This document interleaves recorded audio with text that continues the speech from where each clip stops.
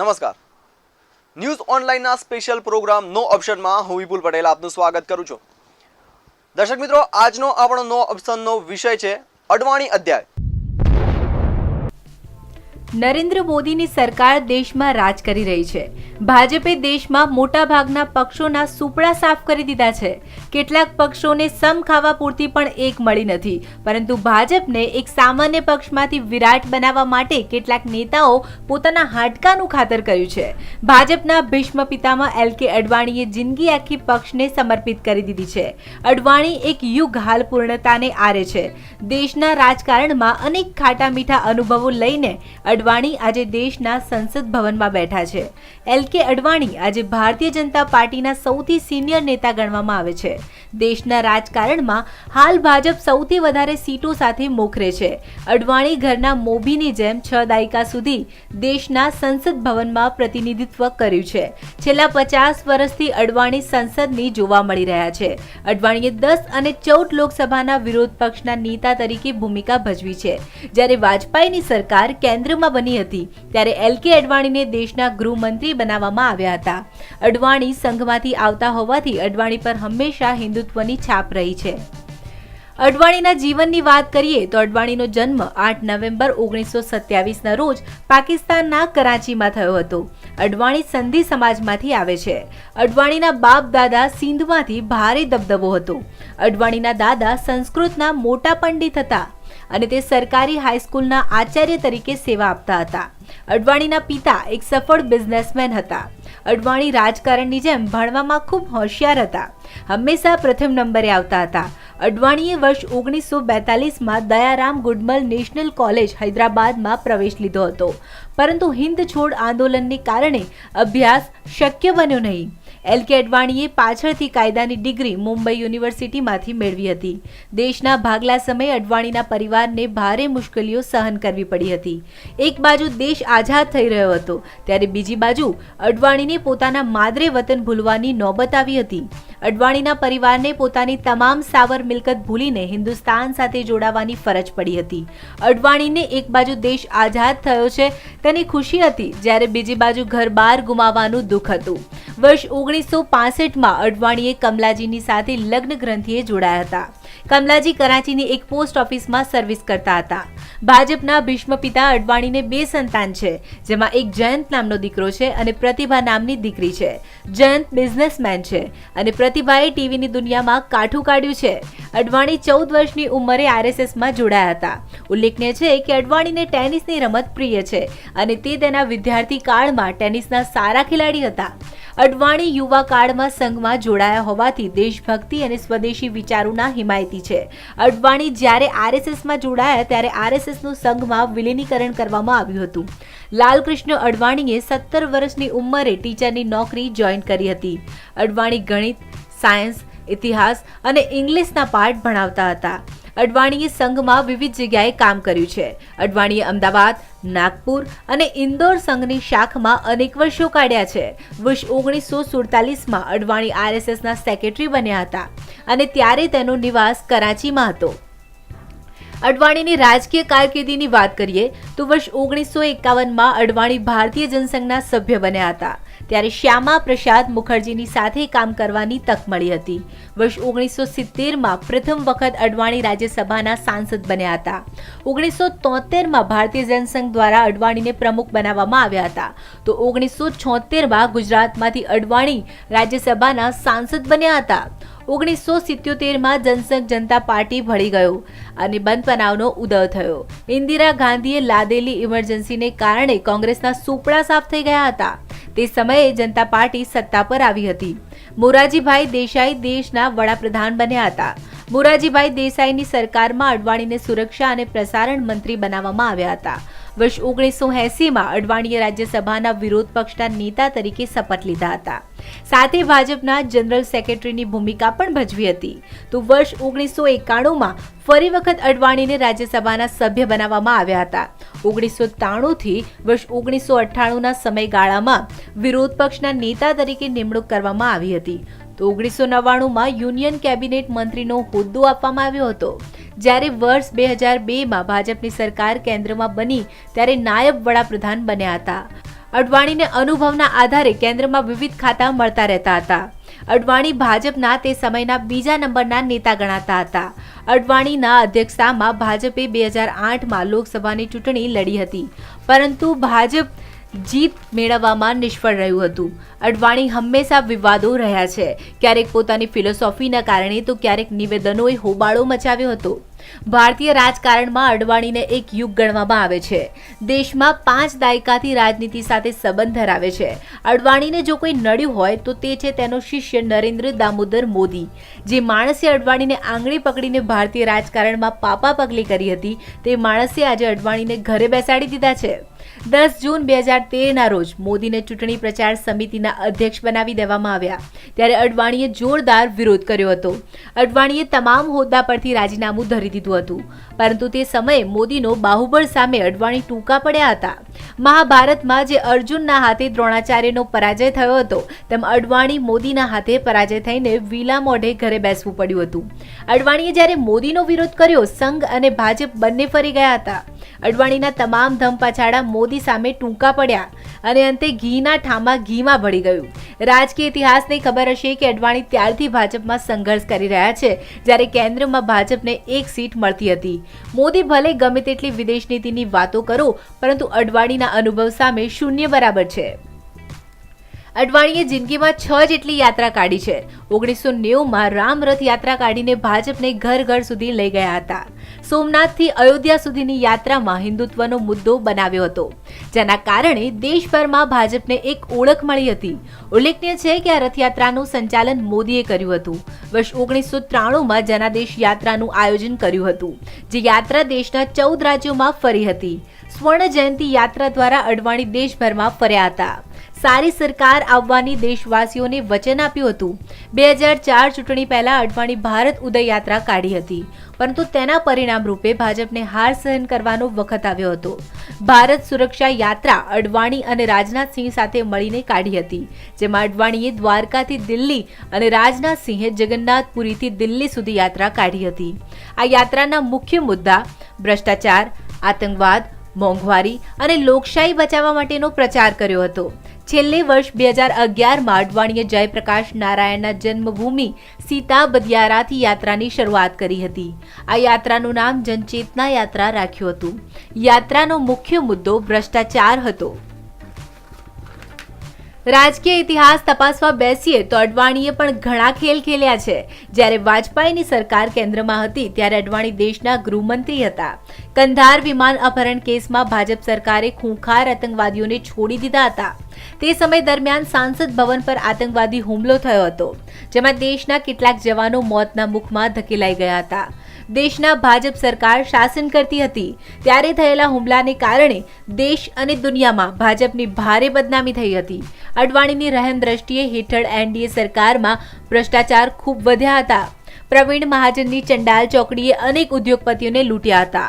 બાગારુ લક્ષ્મણ જેવા અનેક નેતાઓ ભ્રષ્ટાચારમાં ગળાડૂબ હતા. તે સમયે અડવાણી એક શબ્દ બોલ્યા નહોતા. અડવાણી પાકિસ્તાનની ફરવા ગયા હતા, ત્યારે જિન્નાની કબર પર ચાદર ચડાવી હતી.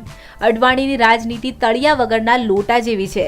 એક બાજુ હિન્દુ પ્રજાના મત પડાવવા માટે હિન્દુત્વની વાત કરે છે, જ્યારે બીજી બાજુ જિન્નાની કબર પર ચાદર ચડાવીને અડવાણી બિન સાંપ્રદાયિકતા હોવાની વાત કરે છે. હાલના સમયમાં મોદીની વાહવાઈ થાય છે, જ્યારે મોદીના ગુરુ ઘરે નવરા બેઠા છે. અનુભવનો ખજાનો હોવા છતાં પણ અડવાણીનો કોઈ ભાવ પૂછતું નથી. ગોધરા કાંડ બાદ મોદીને પ્રમોટ કરનાર અડવાણીને આજે મંથન કરવાનો વખત આવ્યો છે. વિદેશ નીતિમાં ભીષ્મ પિતામાં ગણાતા અડવાણીને મોદી સરકારે ઉંમરનું ગાજર આપીને ઘરે બેસાડી દીધા છે. આજની મોદી સરકારમાં આજકાલના નવા યુવાનીઓ લાલ ગાડીમાં ફરે છે, જ્યારે અડવાણી માટે રાજ્યપાલ કે રાષ્ટ્રપતિની જગ્યાની રાહ જોવામાં આવી રહી છે. જિંદગીના અંતિમ પડાવમાં અડવાણીના નામનો રાજકીય અધ્યાય પૂર્ણતાની આરે. અડવાણીના કેસમાં એક વિચારવા જેવો પ્રશ્ન છે કે રાજનીતિમાં કાયમી કોઈ મિત્ર હોતો નથી, તો કાયમી કોઈ દોસ્ત પણ રહેતો નથી. પરિવર્તન સંસારનો નિયમ છે. આજે મોદીએ અડવાણીને કાપ્યા, તેવી જ રીતે કોઈ અન્ય મોદીને સાઇડ ટ્રેક કરી શકે છે. પરંતુ અડવાણીની હયાતી અને ભારતીય રાજકારણમાં તેની ગેરહાજરી તો વિપક્ષને પણ નોંધ લેવા જેવી બાબત છે. તો ચાલો આજના વિષય પર વધુ ચર્ચા કરીએ ન્યૂઝ ઓનલાઈનના એડિટર ઇન ચીફ હિરેનભાઈ વ્યાસ સાથે. હિરેનભાઈ, ન્યૂઝ ઓનલાઈનના સ્ટુડિયોમાં આપનું સ્વાગત છે. હિરેનભાઈ, આજના જે વિષય પર આપણે વાત કરી રહ્યા છે, આ વિષય પર મારો સૌથી પહેલો પ્રશ્ન એ છે કે લાલકૃષ્ણ અડવાણીને નરેન્દ્ર મોદી વડાપ્રધાન બન્યા તે બાદ કોઈ પદ નથી આપવામાં આવ્યું, તો આની પાછળનું મુખ્ય કારણ શું હોઈ શકે? લાલકૃષ્ણ અડવાણીની ઉંમર કે પછી રાજકીય વેરભાવ? જી બરાબર છે, તમે જેમ પૂછી રહ્યા છો તેમ અડવાણીજીને હાલમાં કોઈ પણ પ્રકારનું સ્થાન ન આપવા પાછળનું કારણ તો તેમાં બે બાબતો તમે જેમ કહો છો તે પ્રમાણે જો જોઈએ, એક રાજકીય દ્વેષભાવ અને બીજી ઉંમર. હવે ખરેખર જો મારા અંશે જોવા જઈએ તો અડવાણીજી એક ભારતીય જનતા પક્ષના ખૂબ જ સિનિયર, એટલે કે LK અડવાણીજી એ અટલ બિહારી વાજપેયી પછીની કેડરના સૌથી વયોવૃદ્ધ, એકદમ સક્ષમ, રાજકીય પરિપક્વતાવાળા અને ખૂબ જ લાંબી કારકિર્દી જેઓએ જોયેલી છે તેવા નેતા છે. ખરેખર છેલ્લા 50 વર્ષથી તો તેઓ સંસદમાં જ જોવા મળી રહ્યા છે, એટલે કે સંસદ સભ્ય તરીકે તેઓ ત્યાં બિરાજમાન છે. અને છેલ્લે જ્યારે ભારતીય જનતા પક્ષની એટલે કે NDAની સરકાર હતી અને તે અંશે NDAની સરકારમાં અટલ બિહારી વાજપેયીજી પ્રધાનમંત્રી હતા, એવી વખતે શ્રી લાલકૃષ્ણ અડવાણીજીને હોમ મિનિસ્ટ્રી એટલે કે ગૃહ ખાતું સોંપવામાં આવેલું હતું. નેક્સ્ટ 2 એટલે કે નંબર 2ના સ્થાન પર તેઓ સ્થાન લઈ રહ્યા હતા અને પોતે આમ રાષ્ટ્રીય સ્વયંસેવક સંઘ સાથેની તેઓની નિકટતા ખૂબ જ જાણીતી છે, એટલે તેઓ એક હાર્ડ લાઇનર નેતા તરીકે જાણીતા હતા, હિન્દુત્વવાદી નેતા તરીકે જાણીતા હતા. અને તેમની આ કારકિર્દીની શરૂઆતની જો આપણે વાત કરીએ તો મૂળ પોતે પાકિસ્તાનના સિંધ પ્રાંતમાં જન્મેલા, સિંધી સમાજમાંથી આવતા અને ખૂબ જ સારું બેકગ્રાઉન્ડ ધરાવતા એક નેતા હતા. ભારત પાકિસ્તાનના વિભાજન બાદ હિન્દુસ્તાનમાં એટલે કે ભારતમાં સ્થાયી થયેલા અને જ્યારથી ભારતીય જનતા પક્ષનું બીજ એટલે કે જનસંઘ, એ જનસંઘના ઉદય વખતથી આ સંસ્થા સાથે જોડાયેલા શ્યામા પ્રસાદ મુખર્જી અને બલરાજ મધોક અને શરૂઆતના જે ભારતીય જનતા પક્ષ પહેલા એક હિન્દુત્વવાદી પક્ષ એટલે કે ભારતીય જનસંઘ હતું, એ જનસંઘની શરૂઆતથી તેની સાથે કાર્ય કરતા હતા. ત્યારબાદ તેનું જનતા પક્ષમાં વિલીનીકરણ થયું 1977માં અને ત્યારબાદ ભારતીય જનતા પક્ષની સ્થાપના થઈ. જો ભારતીય જનતા પક્ષમાં શરૂઆતના સમયના પીઢ નેતાઓ કહી શકાય તો તેમાં અટલ બિહારી વાજપેયીજી પછી એક સન્માનનીય વ્યક્તિ તરીકે લાલકૃષ્ણ અડવાણીજીનું નામ આવી શકે.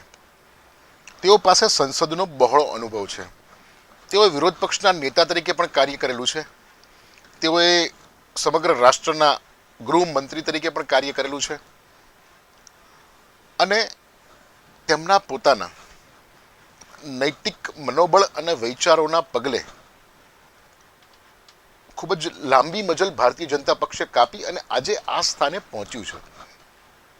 જેમ આપણે જાણીએ છીએ કે કોઈ પણ ઇમારત ઊભી થાય તેની પાછળ તેના પાયા એટલે કે પાયાના પથ્થરો કહી શકાય, તેમાં તેમની ગણના થાય છે. શ્રી લાલકૃષ્ણ અડવાણીજીને હાલમાં કોઈ પણ પ્રકારનું સ્થાન આપવામાં આવેલું નથી. હવે તેની પાછળના કારણોમાં જો આપણે જોવા જઈએ તો એક તો તેમની ઉંમર તો કદાચ કહી શકાય, પરંતુ નરેન્દ્રભાઈ મોદી કે જેઓ હાલમાં ભારતીય જનતા પક્ષ અને એટલે કે NDAની સરકારમાં પ્રધાનમંત્રી તરીકે ફરજ બજાવે છે, શાસન સંભાળે છે, આ વખતની સરકારને જે ખોબે ને ખોબે મત મળ્યા છે અને લોકોએ તેમના પર જે વિશ્વાસ કર્યો છે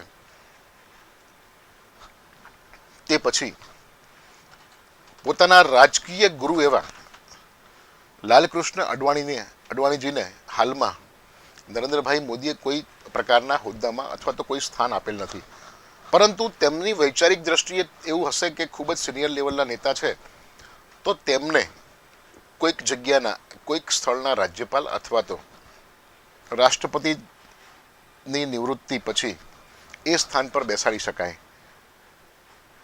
હવે પોતાના રાજકીય ગુરુ છે અને પ્રધાનમંત્રીથી સર્વોચ્ચ સ્થાન બીજું કોઈ હોઈ જ ન શકે.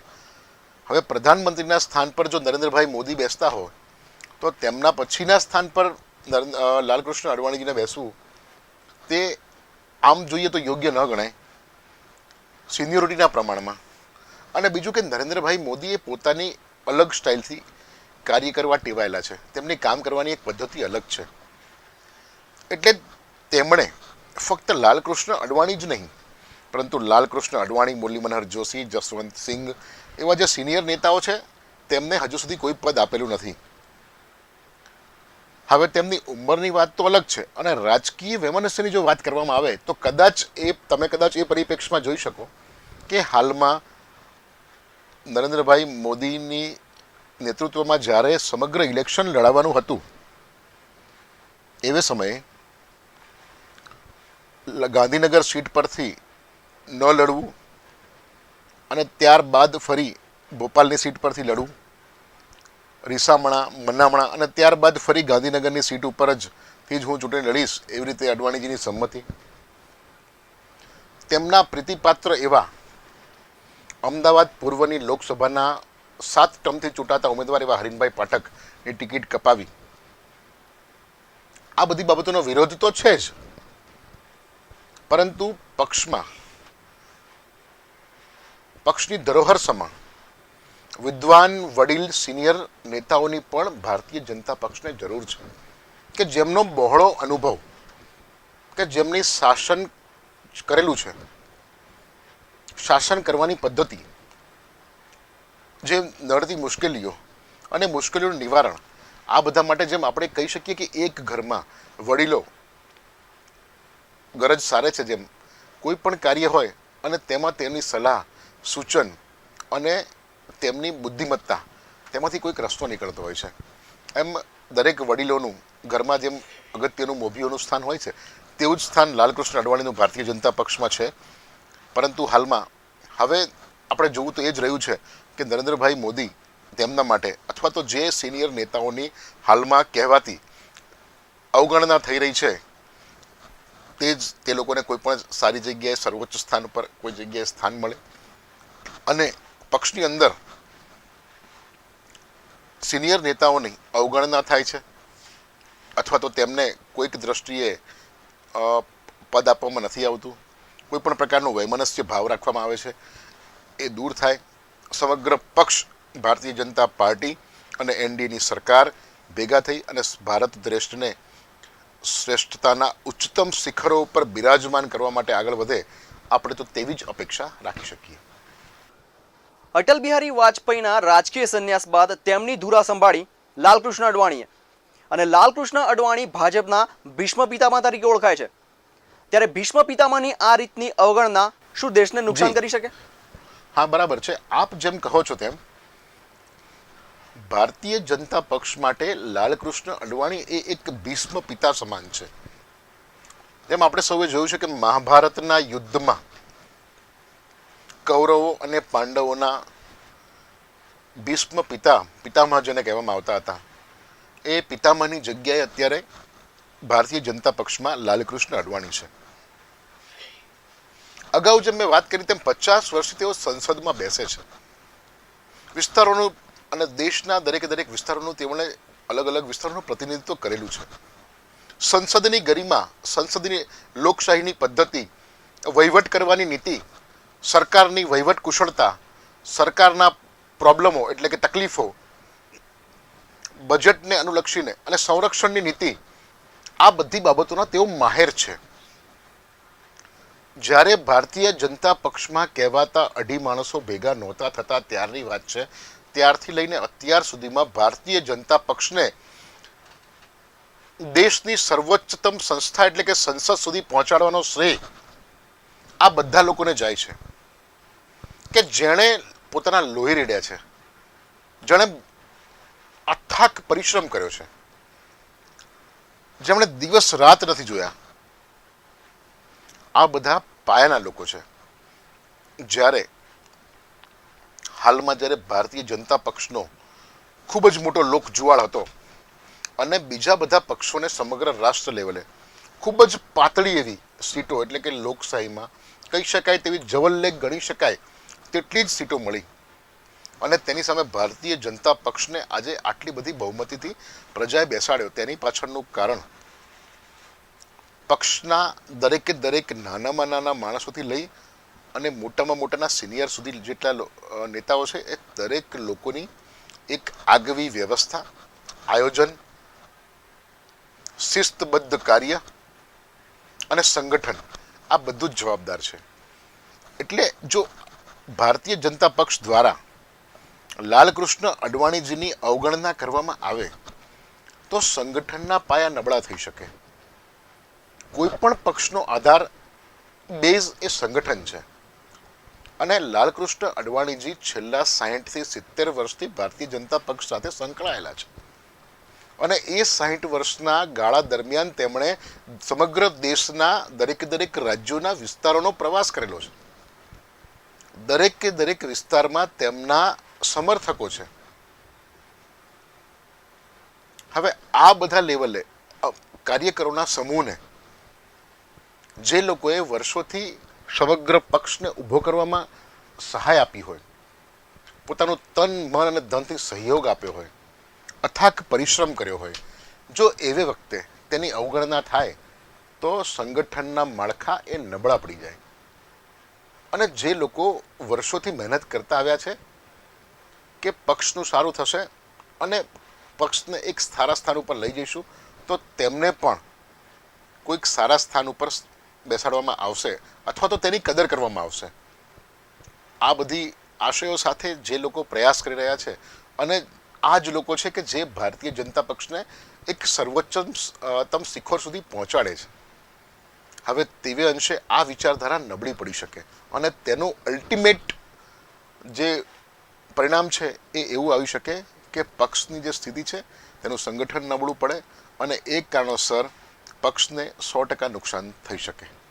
એટલા માટે આવું તો કદાચ બનવાને કારણ નથી, કેમ કે નરેન્દ્રભાઈ મોદી એ પોતાની રીતે કોઈક પણ પ્રકારનો એક સચોટ સારો વ્યવસ્થિત રસ્તો કાઢી અને દરેક લોકોને કોઈક ને કોઈ જગ્યાએ સારી જગ્યાએ સ્થાન મળે અને જે પક્ષમાં સિનિયરોની અવગણના થાય છે તે ન થાય અને તેવા કોઈ પણ પ્રકારના દ્રષ્ટાંતો બહાર ન જાય અથવા લોક લાગણીને તેની અસર ન થાય તેનું ચોક્કસપણે ધ્યાન આપશે જ. એટલે જો કોઈ કાળે આ પ્રકારની અવગણના થાય તો એ ચોક્કસપણે પક્ષને નુકસાનકારક સાબિત થઈ શકે. જી હિરેનભાઈ, આ તો વાત થઈ ભીષ્મ પિતાની એટલે કે લાલકૃષ્ણ અડવાણીની અવગણનાની વાત. પણ વાત કરીએ રાજનીતિની, તો રાજનીતિમાં એમાં પણ ખાસ કરીને ભારતની આ જે રાજનીતિ છે તેમાં પત્તા કપાવવાની રાજરમત કેટલા અંશે સફળ રહી છે? જી, જ્યારે પત્તા કપાવવાની આપ વાત કરો છો, પત્તા કપાવવાની વાત એટલે કે અત્યાર સુધીમાં રાજકારણમાં એવું બનતું આવ્યું છે અને આ એક કુદરતી નિયમ છે. પરિવર્તન એ સંસારનો નિયમ છે. કુદરતને પણ પરિવર્તન મંજૂર છે. આપ જુઓ છો એનું કારણ શિયાળો, ઉનાળો અને ચોમાસું, સવાર, બપોર, સાંજ અને રાત્રિ, એમ કુદરતને પણ પરિવર્તન મંજૂર છે. એકની એક વાત અથવા તો કોઈ પણ વ્યક્તિનો એક દસકો હોય છે. એમ રાજકીય બાબતમાં જો જોવા જઈએ તો ઘણીવાર એવું બનતું હોય છે કે સાથે બેસેલા મિત્રો, એક વખતના સારા મિત્રો ક્યારેક દુશ્મન બની જતા હોય છે અને કટ્ટર દુશ્મનો ક્યારેક મિત્રો બની જતા હોય છે. એટલે હંમેશા રાજકારણમાં એક કહેવત છે કે રાજકારણમાં કોઈ જ કોઈનો દુશ્મન નથી અને કોઈ કોઈનો મિત્ર નથી. જ્યારે જરૂર પડે અને સંજોગો વસાત ફ્લેક્સિબિલિટી પ્રમાણે સમાધાન કરવામાં આવે છે. પત્તા કાપવાની જે આપણે વાત કરી તો ફક્ત ભારતીય જનતા પક્ષમાં જ નહીં, અત્યાર સુધીના વર્ષોમાં જોઈએ આપણે, છેલ્લા ઘણા સમયથી જો ચકાસવામાં આવે તો ભારતીય રાષ્ટ્રીય કોંગ્રેસમાં, ભારતીય જનતા પક્ષમાં, જનતા દળની વાત કરો કે બસપા બહુજન સમાજ પાર્ટીની વાત કરો અથવા તો બીજી કોઈ પણ પાર્ટીઓની જો વાત કરવામાં આવે તો એ દરેકે દરેક પાર્ટીઓમાં આવું બનેલું જ છે અને આ થતું જ આવ્યું છે. હવે હાલમાં પોતાના રાજકીય ગુરુ એવા શ્રી લાલકૃષ્ણ અડવાણીને હાંસિયામાં ધકેલી અને નરેન્દ્રભાઈ અત્યારે પ્રધાનમંત્રી તરીકે બિરાજમાન થયેલા છે. તો આવું પહેલાં પણ થયેલું છે. ભારતીય રાષ્ટ્રીય કોંગ્રેસમાં ઇન્દિરા ગાંધીની સરકાર, ઇન્દિરા ગાંધીએ ચરણસિંહને થોડા દિવસ માટેના વડાપ્રધાન બનાવી અને ત્યારબાદ સત્તા હાંસલ કરેલી જ છે. એ જ રીતે આપ જોવા જાઓ તો બહુજન સમાજ પાર્ટી ત્યાં કાશીરામજીની જગ્યાએ માયાવતી અત્યારે સંભાળે છે કે જે તેમના રાજકીય રીતે પોતાના દાવેદાર ગણાવે છે. આવી જ રીતે જોવા જઈએ તો સાઉથના પરિબળો ઉપર જોવા જાઓ તો એમજી રામચંદ્રનની જગ્યાએ અત્યારે જયલલિતા અને કરુણાજીની જગ્યાએ અત્યારે તેમના વારસદારો વચ્ચેના ઝઘડાઓ આપણે સૌ જોઈ જ રહ્યા છીએ. એટલે રાજકારણમાં પત્તા કાપવા, કોઈની જગ્યાએ કોઈને મૂકી દેવા, અથવા તો કોઈને ખ્યાલ ના હોય રાજકીય વારસા માટે થઈને હરીફાઈ, રાજકીય વારસાને લઈને ઝઘડાઓ, આ બધી તો વર્ષો જૂની રાજ્યકાળથી એટલે કે રાજા રજવાડાઓના કાળથી ચાલી આવતી પ્રથા છે. જેમ કહેવાય છે 3 વસ્તુ, જર, જમીન અને જોરું, 3 કજિયાના છોરું. એવી રીતે એટલે કે જો કદાચ હું આપને કહું એટલે જર એટલે દર, દાગીના, રોકડ, રૂપિયા, લત્તા, અને ત્યારબાદ જોવામાં આવે તો જમીન અને જોરું એટલે કે સ્ત્રી. આ 3 કોઈ પણ જગ્યાએ તમે જશો તો કોઈ પણ પ્રકારના ગુના અથવા તો કોઈ પણ પ્રકારનો ક્રાઇમ બનતો હશે તો તેની પાછળની ઘટનાઓમાં 3 જ વસ્તુ તમને જોવા મળશે. એમ રાજકીય સત્તા પ્રાપ્તિ માટે થઈ અને પાર્ટી કોઈ પણ હોય, પક્ષ કોઈ પણ હોય, પરંતુ રાજકીય હરીફાઈઓ, ગળાકાપ સ્પર્ધાઓ, એકબીજાની ખેંચતાણ, એકબીજાના પગ કાપવા, આ બધું કોમન થઈ ગયું છે. એકબીજા પર કાદવ ઉછાળવો, એકબીજાને બદનામીના કોઈ પણ પ્રકારના અલગ અલગ પ્રકારના ષડયંત્રો કરવા, આ બધું પહેલાંની લોકશાહીના પરિપ્રેક્ષમાં જોવા જઈએ તો અત્યારે હાલમાં છે તેવું નહોતું. પરંતુ હવે થોડા સમયમાં આ બધું ખૂબ જ વધારે એગ્રેસિવલી બહાર આવ્યું છે, રાજકીય વૈમનસ્ય.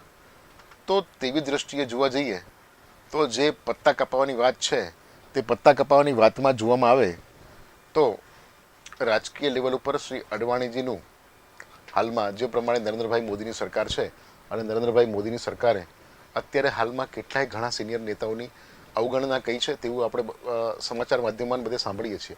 પરંતુ તેની પાછળ કદાચ તેમની કોઈ દીર્ઘ દ્રષ્ટિ અથવા કુનેહ શક્તિ રહી ગઈ હોય, તેમની કામ કરવાની પદ્ધતિમાં કદાચ આ લોકો ફિટ નથી થતા એવું પણ એમને લાગ્યું હોય અને કદાચ એમને બીજા કોઈ સ્થાન પર બેસાડવા એ યથાયોગ્ય હશે તેવું સમજીને કદાચ તેમનું અત્યારે પત્તું કપાયું છે તેવું લાગે છે, તેવું આપણે માની શકીએ. પરંતુ જે હાલની ગળાકાપ સ્પર્ધા ચાલી રહી છે તેમાં આ પ્રકારની ઘટનાઓ તો બનતી જ રહેવાની અને તેને કોઈ પણ પક્ષ, કોઈ પણ વ્યક્તિ, કોઈ પણ સમાજ કે કોઈ પણ નેતા રોકી શકે એમ છે નહીં.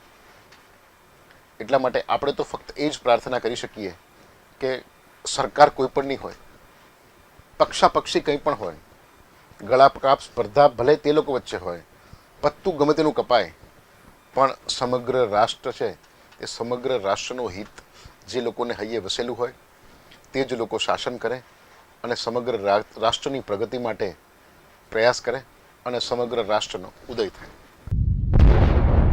હિરેનભાઈ, આજના આ વિષય પર અમારી સાથે ચર્ચા કરવા માટે આપ ઉપસ્થિત રહ્યા તે માટે આપનો ખૂબ ખૂબ આભાર.